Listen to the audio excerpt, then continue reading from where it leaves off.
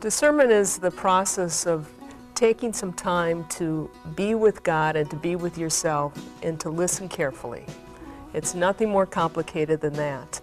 It's stepping back, hitting the pause button, and listening to your life speak and listening to love speak back to you.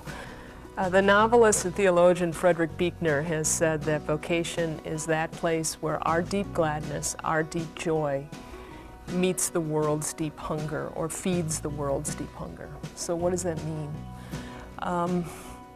I look at this in terms of the two pieces. First part, what is that thing, that passion, that excitement, that sweet spot that keeps you going over time and really fills you with a sense of gladness or joy. So that's one piece. And the second piece is feeding the world's deep hunger.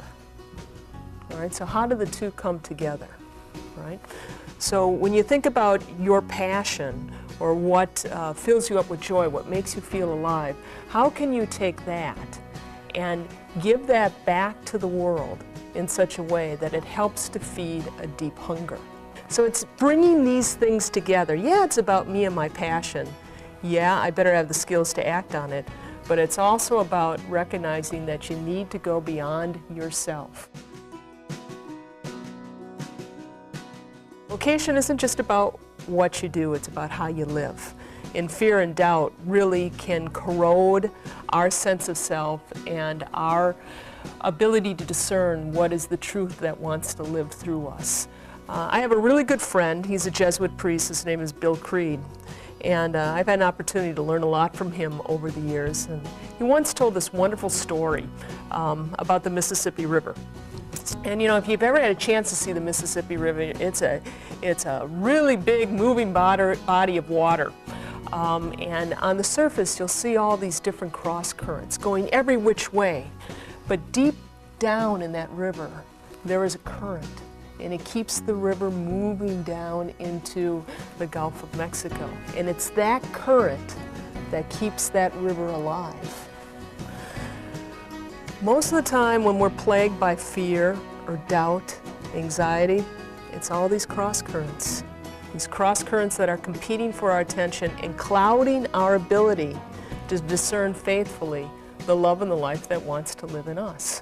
So, will I be able to pay back my student loans if I do this? Or will I be able to make my mortgage payment? Or what will my friends think of me if I become a teacher? Those are the kinds of cross currents that create doubt, fear, anxiety. So where discernment comes into play here, it's so important to just sit back every once in a while. I try to do it daily, and that's what I would encourage people to do. But to sit back and hit the pause button and listen.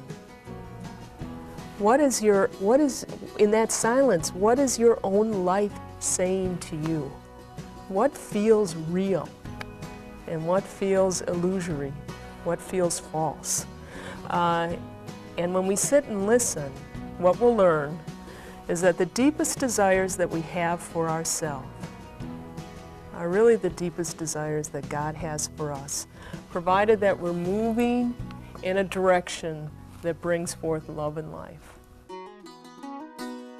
There's a phenomenal quotation that I absolutely love from a first century church father, St. Irenaeus. And St. Irenaeus says, "The glory of God is a person fully alive." Why do I love that so much? One reason why I love it so much is that it has absolutely nothing to do with, in order for me to be fully alive, I have to know exactly, precisely, to the minute, what I was supposed to do with this life. And in this culture, what we mean by that is, I'm going to be an accountant, I'm going to be a screenwriter, whatever the case may be. Guess what? That isn't what St. Irenaeus is saying. What he is saying instead is the glory of God is someone who has woken up, who has awakened to seeing all that is around him or her and to engaging in living that. Before I said that vocation is, it's about what we do with our lives. but it's really about how we live. It's about how we live. And when we're living in that space of gratitude and joy and patience and self-control, all those fruits of the Spirit, and we're being present to all that we have been given, what does vocation have to do with salvation?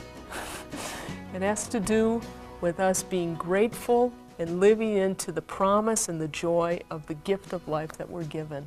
You remember those old dot-to-dot puzzles you used to do when you were a kid? You'd get these little books and you knew there'd be a figure under there, but you had to move from dot to dot to dot to dot. Well, that's sort of what discernment is like. You pay attention and pretty soon the dots begin to connect. And when they begin to connect, you begin to say to yourself, well, wait a minute, I'm remembering who I am. And when you begin to remember who you are, that's when you begin to trust your voice again. You don't have to be rich and famous to live vocationally. You have to pay attention, listen to your heart, and then give back to the world the love and life that it's given you.